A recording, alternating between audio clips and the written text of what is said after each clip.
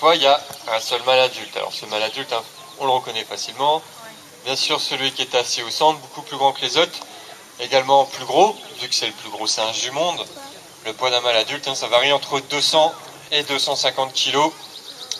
Les femelles sont 2 fois plus légères.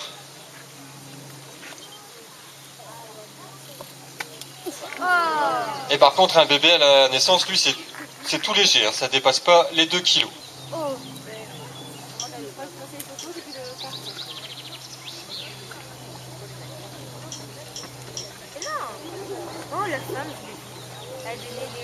Mais surtout, en fait, hein, ce qui caractérise ces mâles adultes, c'est la couleur de leur dos, puisqu'on parle de dos argenté pour parler des mâles adultes, tout simplement parce que hein, ce sont les seuls à avoir du poil gris sur leur dos, leurs cuisses et leurs fesses.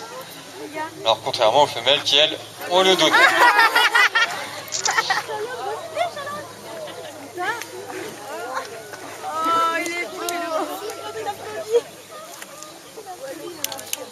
Alors le fait d'avoir le dos gris, ça ne veut pas dire que ce sont de vieux gorilles. Vu qu'un gorille, c'est une espérance de vie d'environ 50 ans, lui, il a 27 ans. En fait, ça montre plutôt qu'ils ont atteint leur maturité sexuelle. Donc, c'est-à-dire puisque tous les mâles, vers l'âge de 13 ans, deviennent des dos argentés. Oh, une femelle, une femelle. Alors, avec lui, 3 femelles adultes, avec une hiérarchie entre les femelles, et il y a 8 enfants. Donc, chez les enfants, il y a 5 mâles et 3 femelles.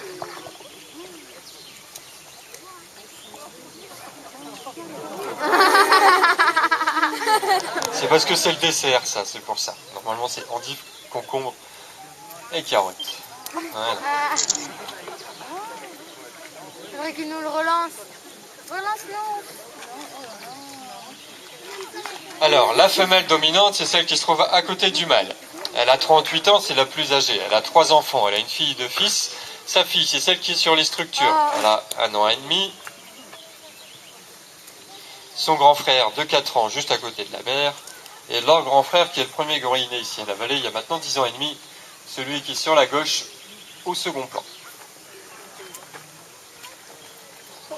Donc ce mâle, il faut s'imaginer, vu que les mâles deviennent des dos argentés à l'âge de 13 ans, que dans 3 ans, il sera devenu comme son père. Là, ce mâle prend environ, hein, les mâles à partir de 5 ans prennent 30 kg par an.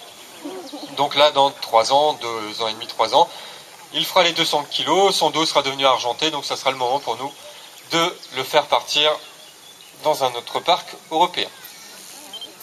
Afin que lui aussi hein, puisse devenir un futur mâle reproducteur. Oh, la petite, elle est mignonne.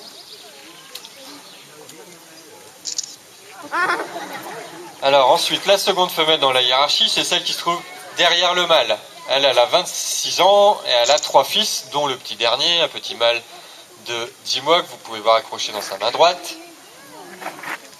D'ailleurs, pendant les 3-4 premiers mois, c'est un peu comme chez l'être humain, le bébé n'a pas assez de force pour s'accrocher, donc c'est vraiment la mère qui le maintient contre son corps. Après, vers l'âge justement de 4 mois, il a assez de force pour s'accrocher, donc il va généralement s'accrocher soit au poil sur le ventre, soit aux avant-bras ou au tibia, puis après vers l'âge de 10 mois, là il commence tout doucement à passer sur le dos.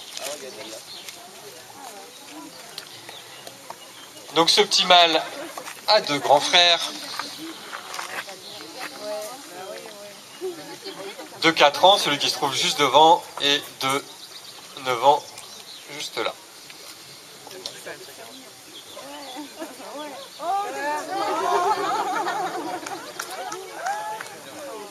Et la troisième femelle, celle qui se trouve sur la droite,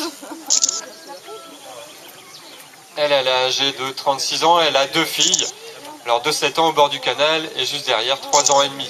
Alors comme chez les gorilles, tous les enfants quittent le groupe à leur maturité sexuelle, ce ne sera pas ce mâle qui partira en premier, mais bien cette femelle de 7 ans, vu que c'est justement la maturité sexuelle. Donc elle nous quitte normalement à la fin de l'année. Alors non, on n'est pas au cirque. Là, en fait, ça fait que renforcer ce geste qui est en fait juste le but de réclamer. Et comme c'est pas un comportement très naturel chez les gorilles, justement, si elle continue à faire ça, je vais pas la nourrir. Alors il ne doit pas y avoir que des Français. Merci.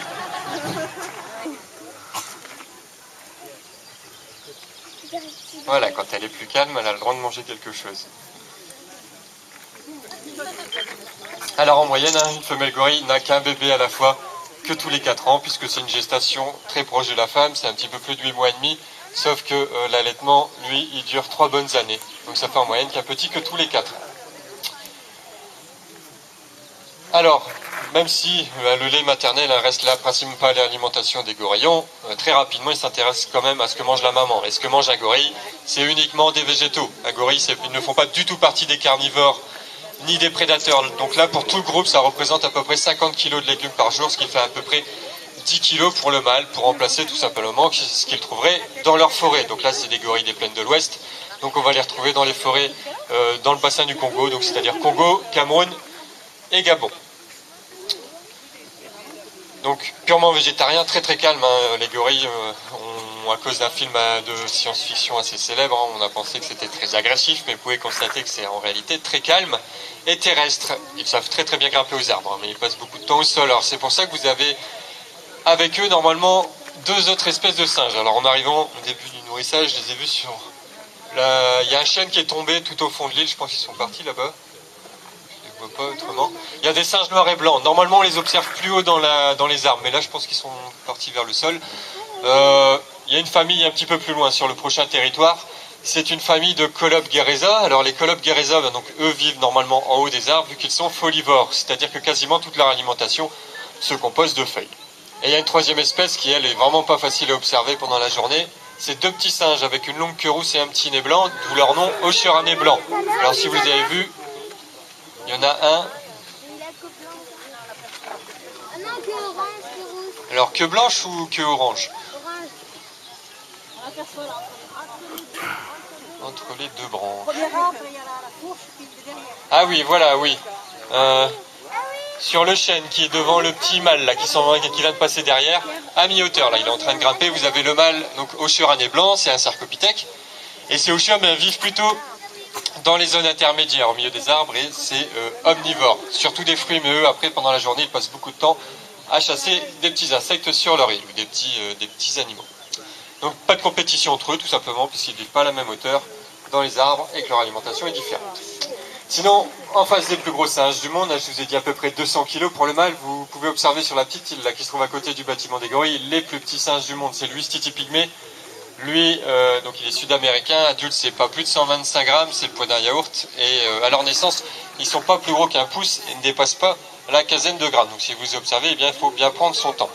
Alors juste un petit mot sur ces 4 espèces, mais aussi comme la plupart des singes que vous pourrez observer ici à la vallée, ils sont bien sûr menacés de disparition. Et bien sûr, on en est forcément les principaux responsables de leur disparition, tout simplement à cause de notre mode de consommation. Alors, il y a des petits gestes simples qu'on peut faire au quotidien pour essayer de préserver un petit peu justement ce qui reste de leur milieu naturel.